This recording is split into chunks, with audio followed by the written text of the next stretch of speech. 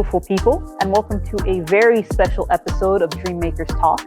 I'm your host, Faith Tshiyoyo, and today I have the honor of sitting down with someone whose work is changing lives, especially our youngest and our most vulnerable. Our guest today is Maman Jeanine Banza, a nurse, an educator, and an author whose new course and book, God's Gift of Your Body, is helping families teach body safety, identity, and boundaries to children as young as 3 years old. It's faith-based, multicultural, and deeply needed in our communities. As a young woman born in the diaspora, I know how hard it can be to talk about these topics, but Maman Jeanine is breaking the silence with grace, wisdom, and truth. So grab your tea, settle in, and dive into this powerful conversation about protecting our children's future, one lesson at a time. So Maman Jeanine, thank you for being here. Yeah, all my pleasure to be here. I feel honored. I'm so happy to be here, and thank you for inviting me to this beautiful podcast. Oh no, that's not an issue. We love to have somebody like you who's coming in and discussing a very important topic. Myself, I was born in the United States, and I'd like to hear what inspired you to create a course that speaks so deeply to both Congolese and families of all cultures. Yeah. Mm-hmm. Yeah. So, what inspired you to create this course?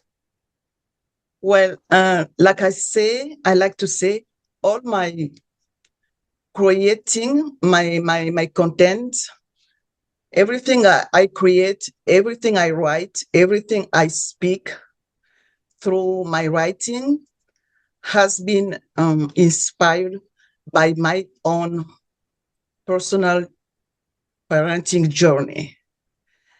As a mom who was born in Congo, in Africa, and came here in the United States and have had to deliver babies here and to raise them here in different culture, different environment was quite challenging. Not only for me, but I believe for any parent, any mom from India, any mom from Brazil, from all the four parts of the world. I think it's challenging. We face challenge in regard of the very, very rapidly progressing culture in which our children face those culture. And I'm talking right there to a mom, to a grandmother, a wife who has to go to work 8-hour shift, 12-hour shift overtime, and the child is the dad has to babysit the child. And those children, like my actual course is focused on 3 to 5 years old. On child development, those are the ages of curiosity and self-exploration. Those children have a lot of questions, and those questions matter. And if we do not answer those questions as a primary caregiver, they will find a way to find answers. And it's not always the answer we want them to have. And those answers will make their foundation of trust, of beliefs. So like I said, I was growing in Africa. I have value, and I call my course multicultural for a purpose, because as we are here on the world, different culture, different religion, different countries, different ethnic, we do have so much in common than we have in differences. Therefore, a topic of child safety, protection, respect, compassion it fits all cultures. In any culture, child protection, child safety matters, and a child self. All of us, moms, dads from all over the place, in the world who would like to raise a child that grow up to be a confident child, and a child who will be raised with emotional intelligence, to be self-aware, and also to be socially productive. Yeah, very insightful. Could you share a moment from your own life or work that made you realize that this kind of education was urgently needed, especially in young children? Yes, like I said at the beginning, I always say that it was my own parenting journey. I have faced question from my children whom I raised here in the United States, and I did my best timidly answering those questions. What I was doing, I was working in community jobs, hospitals, churches, as Sunday teacher. And I faced questions. Mostly the question that struck me a lot were coming from my own daughters. And that's when I started getting inspired to say, they deserve answers. And it was a struggle over that. What I was doing, I will take some handouts that I get from my community jobs and stuff like that. I'll bring to them and try to explain to them the things that nobody explained to me going back. But I have to do it for them, because it's critical for their generation to have answer, direct and correct answers, with no lie, with no shame. So I struggle a lot. And one day I was trying to explain to my daughter something, and she told me, she said, "Mom, oh, never mind. I already know this. You should have talked to us about this before." That struck me. So she was telling that I wouldn't say in a condemning tone. So she wanted me to be open on those topics, but I was never open. I did my best. I thought that I did my best, but that's where I realized that there is so much need on your generation to have the correct answer from us, parents and grandparents. And also, I have conversation almost on a daily basis with co-workers who are mom like me, who are grandmother. And lately, one of them came to me telling her that her 6 years old was asking her that her friend at school was telling her she has two dads, she has two moms who were kissing each other. So we have to have a correct way to educate our children, not to go and at school and try to fix society. Or you don't want your child to be the child who bully another child because she belongs in another kind of family, right? That's not she. We have to teach them in a way that she should be respectful in other kind of family type, even though, but knowing that the value that raised her are different. And that's each parent should do that. So if that's an example, the typical example I give to you, a child will come and say, "Oh, yeah, I have two dads and I see them kissing each other." There's nothing wrong about that. So we are called as parents to be ready to face our children with this kind of conversation, this kind of topics, in a right, straightforward way, where they will know who they are, whose they are, where they stand, without bullying the other children. Yeah, agreed. And I also wanted to ask how exactly starting early, especially with your course, helps children build the confidence to protect themselves, not just in their youth, but in their later lives. So how does enforcing those, how does starting early and and maintaining those building blocks help? The first thing we do is to, for a 3 to 5 years old, for any parent who has a 3, 4, 5 years old, they should notice that their children start getting very curious about their body and about other people's body too, children and no children. So when we detect those early signs of curiosity, that's the moment we should go and get started with those teachings, introduce the subject, and tell them. And the way the practical way to go is to teach them the correct word for their body part, and also to teach them that they are beautifully and faithfully made, that their body belongs to them. And if anybody touch them in a way, not only they feel uncomfortable physically, this is also emotionally, because when a child is touched physically, it also causes shame, guilt, and we should teach our children to name those emotions. How do you feel? But what we have here, in our African community, most of us, we teach our children to a blind obedience.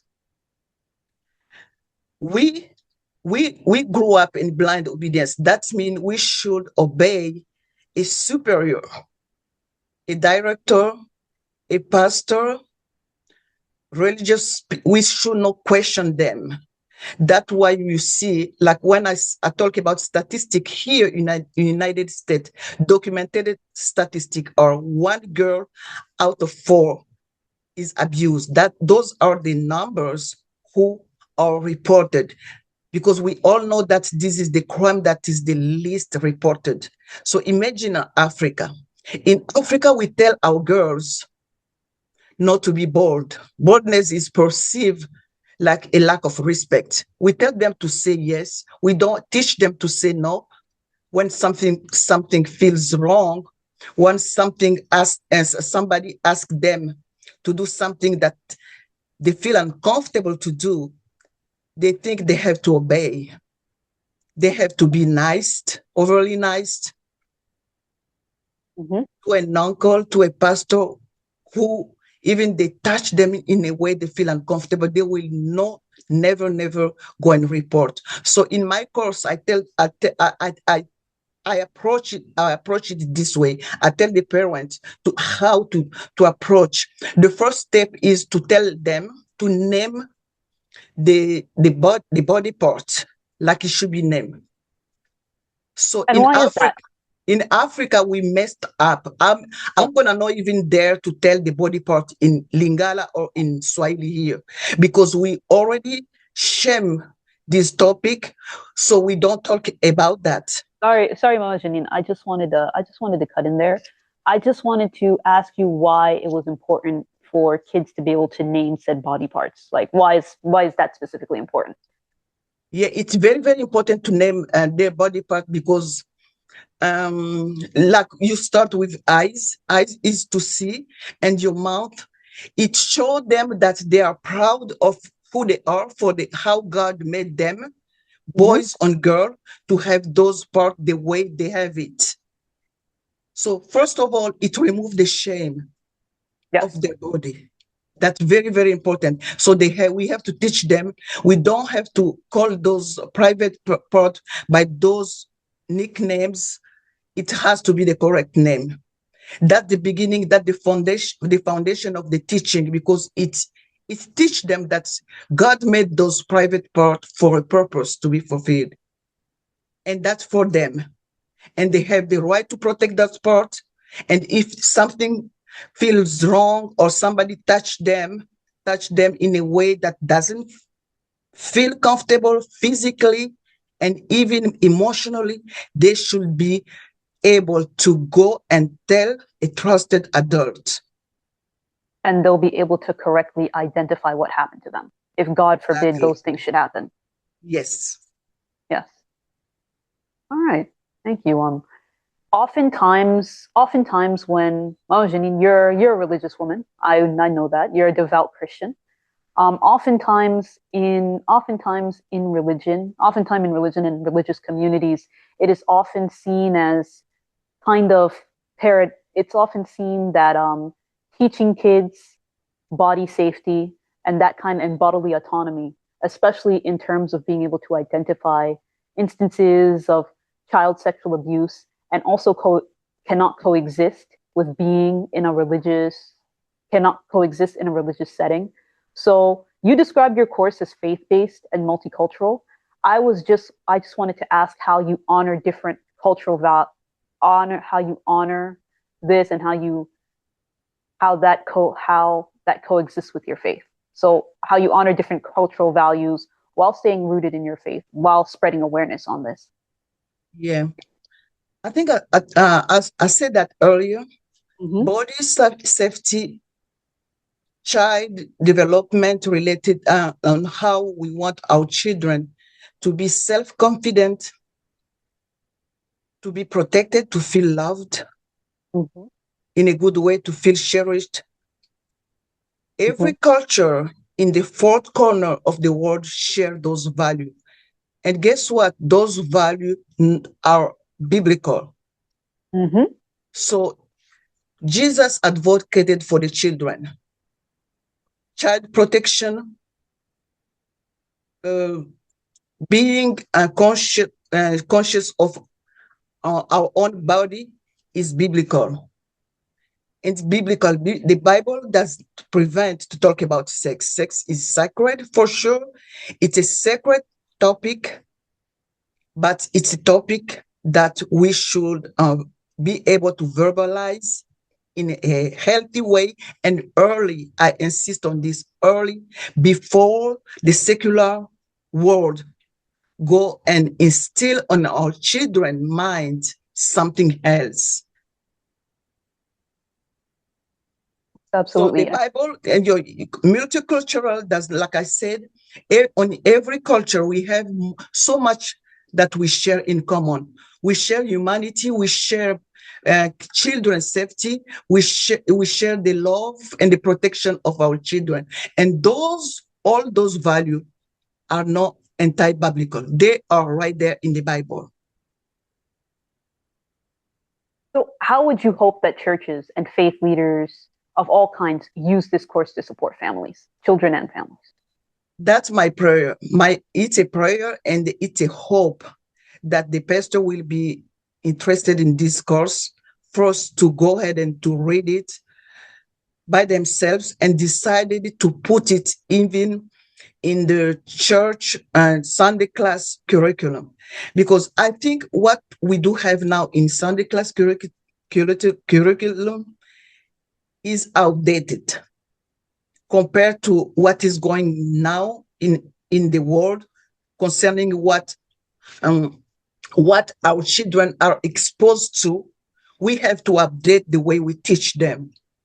We have to introduce the topic of body safety, sexual identity in children's class, like in Sunday class topic. My wish, really, it's my strong wish, my hope is that the pastor get interested in this course to read it by themselves. It's biblical based. Go ahead and read the class and introduce them in Sunday classes. That's really my strong wish. I call the pastor to do that. Yes, so it can reduce the stigma that tends to exist in religious communities. Yes, so easily. Those conversations. It will reduce the stigma, and it will give a tool. It's a strong tool. Right there, I'm offering what I'm bringing to the world is a solution. It's a solution to the problem of sexual identity crisis that we are facing now. It has to get started very early. So, and it's something really I'm bringing to the world. It has been inspired it has been worked in the last many years. It's something I started long. Everyone who is close to me, who know me, know how passionate I have been about this subject. In all my conversation, all people I cross, if it's a parent or a grandparent, we talk about the problem, the identity crisis that facing our children. And many of us do not have answer for that. We silence the topic, but silence is not a solution. Silence is what the devil wants us to practice. So we have to bring those conversations to the table to speak about them. And that's the only way we can go back to track and have to raise healthy children. I always say healthy communities start by raising healthy children. Maman Jeanine, you were talking about how you yourself talk to your girls and talk to them about their body safety and what you wish you did and you didn't do. But at the end of the day, you still had those conversations with your girls. So I was wondering what role you hope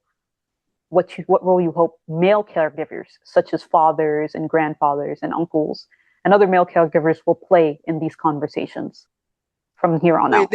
They should be playing the same role as the women, because we are in the United States, all over the world, women are working long hours now, and most of the time the dad will stay home with the children babysitting. And those kids, they pop up questions. They ask question when they feel like, and we should be prepared for those questions.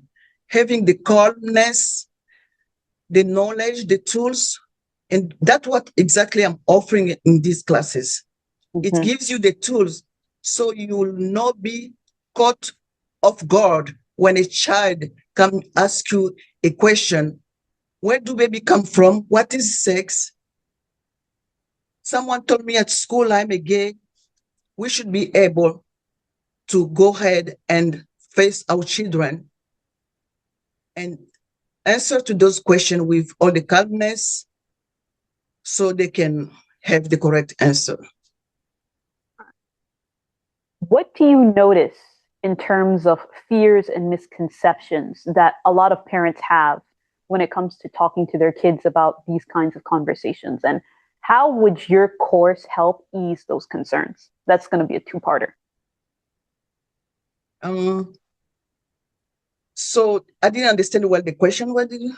Oh, I was asking, what are some of the biggest fears and misconceptions that you notice a lot of parents have when it comes to discussing these topics with their children?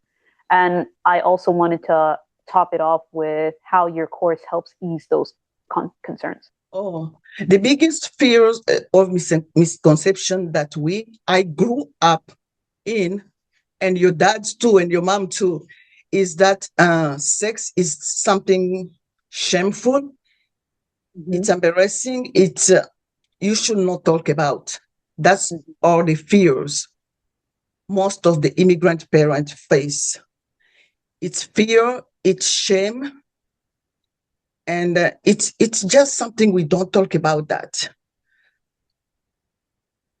So, and my course come to bring answer on how to approach those topics shamelessly and with confidence in a way to protect your children and to give them tool also to protect themselves in a progressing culture where they face all kind of information.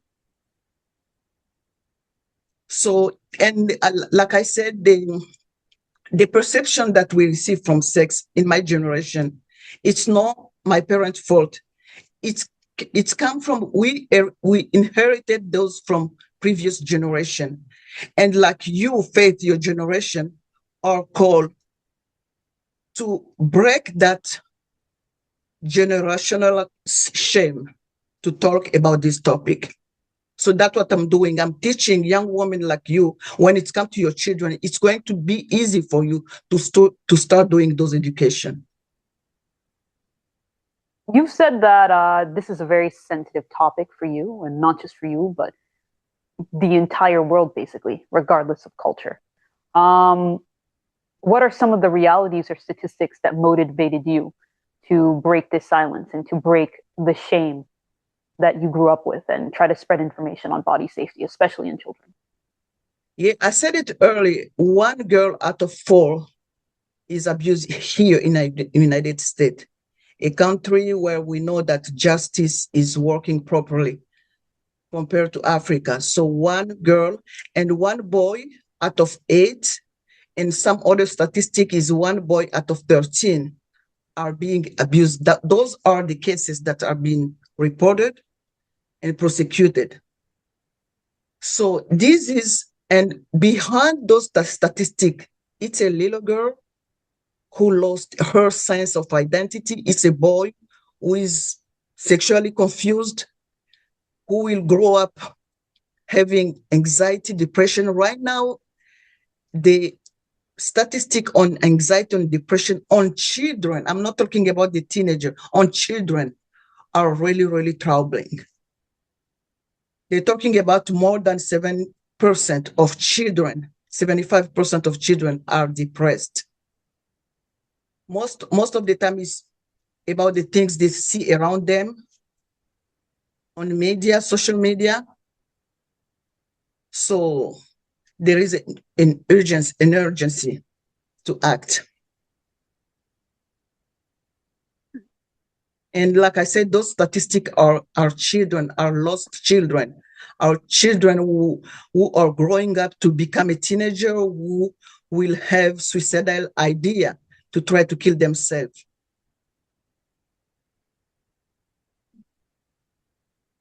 So that's why in my course I call really parent, any parent, a mom. I'm really. It's a call to awareness. It's just like the way, remember the day we went to the breast cancer awareness is the same thing. Breast Absolutely. cancer is killing, is just like your lack of knowledge from parents is killing children. So we have to beat those statistics. When you said like 1 girl out of 4 is being abused, that's a lot. And behind that number, it's children that are losing their sense of identity. They're losing themselves. They're growing up to be girl who have lack of self-esteem, who are lost, who don't know who they are, who are going to get to anybody to do something to do with them. So we have really to protect our children. And this is a call to a parent right there, a grandparent, a dad, a mom. They have to get this course. They have to get this course to get started with their children. This will give them a tool to know how to approach their children on this very, very difficult and sensitive topic. Well, circling back to your course, could you walk us through one of your favorite modules and activities and why exactly it's your favorite one? Well, I like all the modules, but specifically, I like the part, there is a part where I talk about emotional awareness. Why? Because I grew up in a culture where emotions were not named. And it's different in this generation. So I talked in the class about how, because children, like I'll give you an example. In Africa, we have been taught that when a baby is crying in the crib, if you go right away to pick up the baby, you're spoiling the baby. So right there at the beginning already, they're teaching us the denial of emotions, of a need. When a baby is crying, the baby is manifesting a need. This need can be either a physical, the diaper need to be changed, or emotionally, the baby just want to be held by mom or dad. So in Africa, emotional awareness we are very, very far from that. But as we raising children here in diaspora, and even the children in Africa, because they have access to the internet, now it's the same everywhere. So I teach in my class how you can start. And it has been a recent study, really great study, that's proved that the range of ages where the children mental health, mental state are being very, very affected is between age 0 and 6. Mm-hmm. So whichever happened to a child in those range of age will affect this child for The rest of his, their lives. and yeah, and it will form his character and sense of identity. It's very, very important. Parents think that, oh, it's happened in teenager. No, teenager is too late. 0 to 6. That where parents, you learn how to connect with your child emotionally. Connection. So connection is a big thing now that we have. Instead, we have to try to make connection with our children, especially when you want to talk about difficult topics such as this. You have first to make connection with them, and the only way, the way you make connection with them is through storytelling and through emotional awareness. When you see a child crying over a toy, you have to calm down to explain him, not to shame him, because at those age of 3 and 5, they already have sense of shame, sense of guilt, anger, fighting over toys. They know all that. So it's a lot of work, but we have to get started. Emotion, to call the emotion by their name. And there is a way, I explained that on my class, how to do it. You can have emotional chart that is adapted to the age of 3 to 5.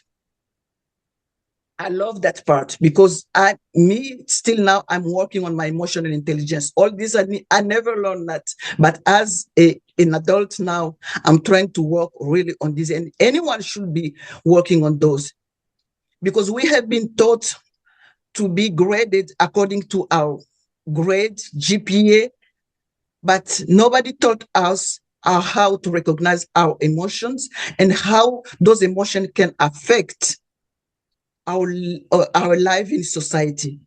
So if we start early, we're going to produce children that are emotionally aware, and they're going to be the better generation, in managing the world, in empathy, in respect, in compassion. What has the response been so far from parents, educators, and community leaders who have previewed this course so far? Oh, I think I have up to probably 5 parents who already went deep in the classes. They said, and those are critical person. Each time when I write something, a book, I try to give them to people who not try to flatter you, to tell you. I like to give to smart, critical people, and they love the class. They say it's powerful. Those are the words I heard. It's powerful. It's anointed. It's really inspiring. It's helpful. It's helpful. One of my coworkers already started applying that. Reading the book with her grandchild, and she loves it. Mm-hmm.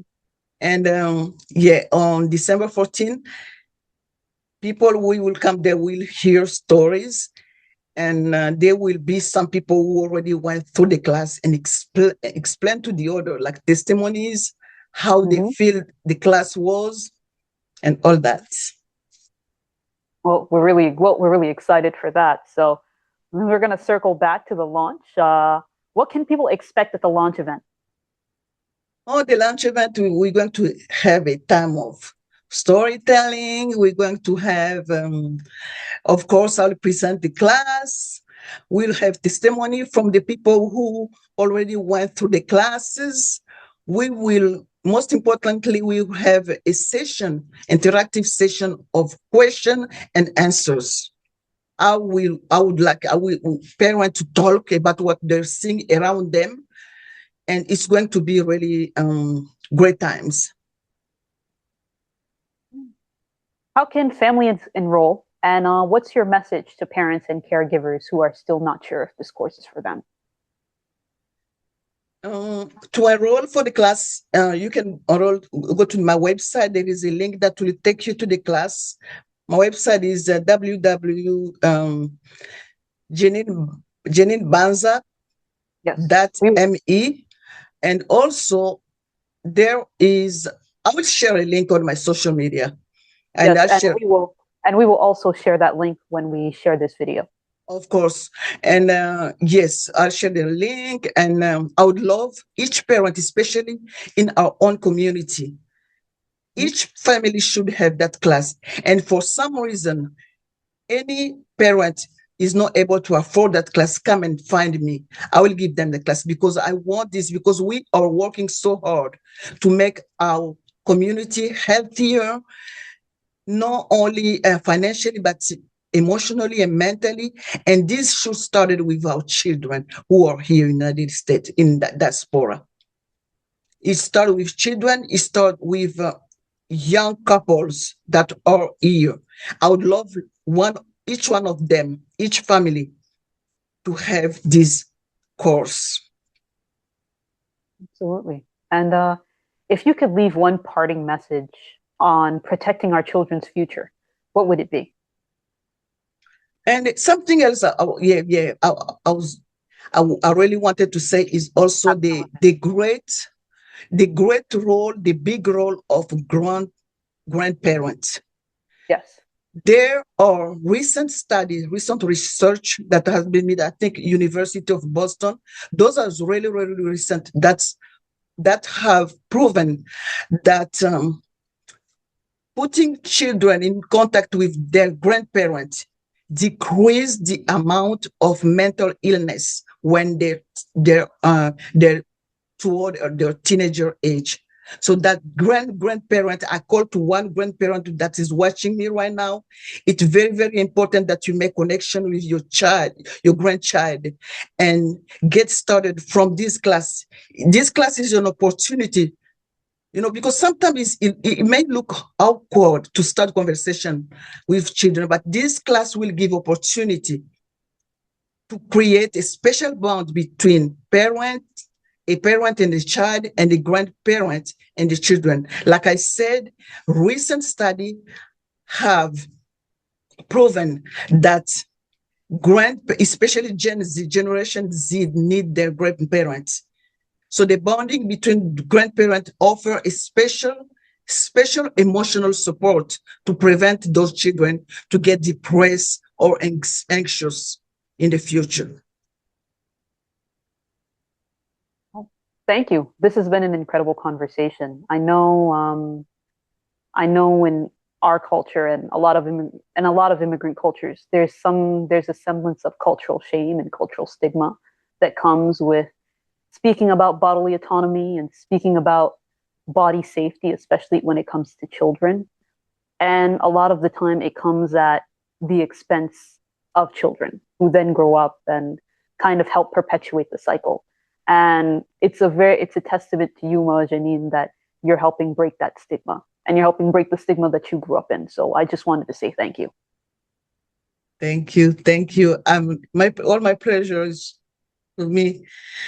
Really, yes, I'm glad that what I brought to the world, I say that's my mission. And I'm so happy you feel that this is going to be helpful for you, for your generation and the generation to come, and you are willing to break the cycle of shame, of guilt, just to bring those important conversations to the table. So it's time for us to take back those conversations, and that can be achieved through the class I brought. And I just wanted to leave a message to everybody listening. God's gift of your body is more than just a course. It's a means to break a cycle and build a future that is rooted in truth and faith and healing.